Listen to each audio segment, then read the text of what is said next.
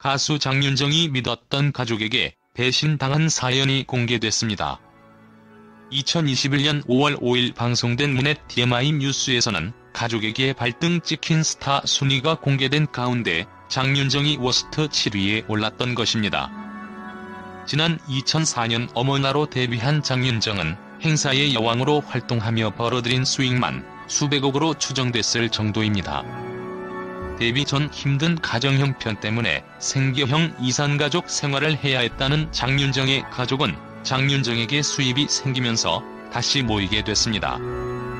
장윤정은 혹여나 생계를 책임지는 본인에게 미안해할까봐 그동안 수익에 대해 확인 한 번 하지 않았으며 그 사이 엄마와 동생은 무리하게 사업을 진행했답니다. 남은 건 모조리 탕진해버린 빈 통장이었답니다.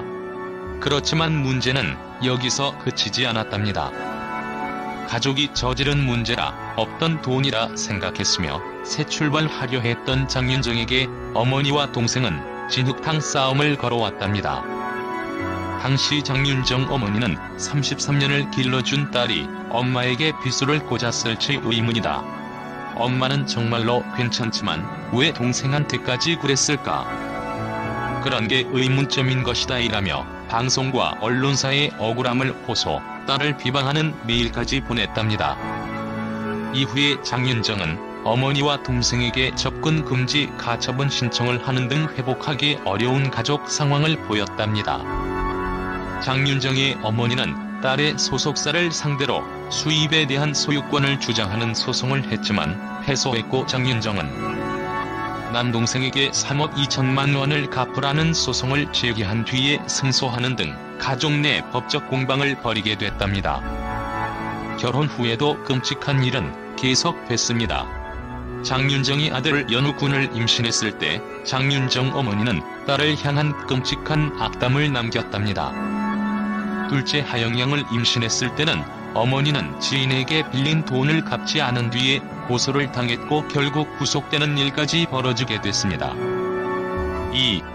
강수지 불청 촬영 당시 김국진, 좋아하는 마음 전혀 없었다. 연애 비화 공개. 불청 원년 멤버들이 한자리에 모인다. 5월 11일 방송되는 SBS 불타는 청춘에서는 불청 어벤져스가 컴백, 추억의 동창회를 연다. 비가 내리는 날, 청춘들은 공기 맑은 강원도 홍천으로 여행을 떠났다. 오랜만에 재회한 이모부 커플답게 신효범은 김도균을 만나자마자 여보 라며 우렁차게 외치며 반가움을 나타냈다. 이어 효범은 요즘 연애하냐며 얼굴이 좋아졌다고 그의 안부를 물었고 도균은 여자친구가 아닌 유산균 때문이라고 답해 웃음을 자아냈다. 이어 드라마 스케줄로 인해 오랜만에 온 김광규를 보고 반갑게 인사했다.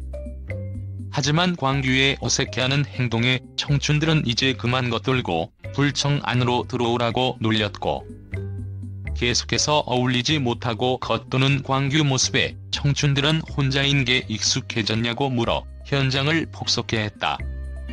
또한 불청 원년 멤버의 중심이라고 할 수 있는 강수지와 김원선 역시 오랜만에 불청을 찾았다.